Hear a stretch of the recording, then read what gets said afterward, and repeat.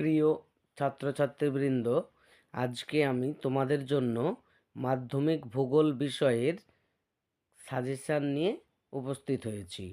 আজকে আমি তোমাদের মাধ্যমিক ভূগোল বিষয়ের 5 নম্বর মানের কোন কোন প্রশ্ন এই বছরের জন্য গুরুত্বপূর্ণ সেই প্রশ্নগুলি তোমাদের সামনে তুলে ধরলাম।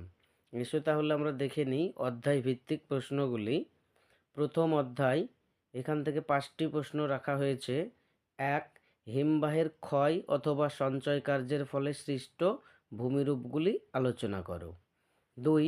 হিমবাহ ও জলধারার মিলিত কার্যের ফলে সৃষ্ট ভূমিরূপগুলি আলোচনা করো। 3. বায়ুর সঞ্চয় কার্যের ফলে সৃষ্ট ভূমিরূপগুলি আলোচনা করো। 4. শুষ্ক অঞ্চলে বায়ু ও জলধারার মিলিত কার্যের ফলে সৃষ্ট ভূমিরূপগুলি আলোচনা করো। 5. নদীর ক্ষয় বা সঞ্চয় কার্যের ফলে সৃষ্ট ভূমিরূপগুলি আলোচনা করো। দ্বিতীয় অধ্যায় থেকে রাখা হয়েছে কয়েকটি প্রশ্ন। 1. উষ্ণতার তারতম্য অনুসারে বায়ুমণ্ডলের স্তর বিন্যাস করো। 2. পৃথিবীর প্রধান প্রধান তাপ বলয়গুলির পরিচয় দাও। 3. বায়ুচাপের তারতম্যের কারণগুলি কী কী? 4. নিয়ত বায়ুর সঙ্গে বায়ুর চাপ বলয়ের সম্পর্ক লেখো। 5.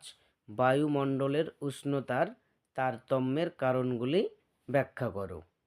তৃতীয় অধ্যায়, 1 নম্বর প্রশ্ন, জোয়ার ভাটা সৃষ্টির কারণগুলি লেখো। 2. মানব জীবনে জোয়ার ভাটার প্রভাব আলোচনা করো। 3. সমুদ্র স্রোত সৃষ্টির কারণগুলি বা নিয়ন্ত্রকগুলি লেখো। পঞ্চম অধ্যায়, প্রথম অংশ অর্থাৎ প্রাকৃতিক ভূগোল। প্রথম অধ্যায়, 1 নম্বর প্রশ্ন, প্রস্থ অনুযায়ী হিমালয় পর্বতমালার শ্রেণীবিভাগ করো। 2. ভারতের পূর্ব উপকূল ও পশ্চিম উপকূলের পার্থক্য লেখো। 3. ভারতের জলবায়ুতে মৌসুমি বায়ুর প্রভাব লেখো। 4. ভারতের পলিমৃত্তিকা ও কৃষ্ণ মৃত্তিকার অবস্থান এবং বৈশিষ্ট্য লেখো। 5. ভারতে মৃত্তিকা ক্ষয়ের কারণগুলি আলোচনা করো। ভারতে মৃত্তিকা ক্ষয় প্রতিরোধের জন্য কোন কোন ব্যবস্থা নেওয়া সম্ভব? 6. ভারতের স্বাভাবিক উদ্ভিদের উপর জলবায়ুর প্রভাব লেখো। 7. উত্তর ভারতের নদ নদী ও দক্ষিণ ভারতের নদ নদীর পার্থক্য লেখো।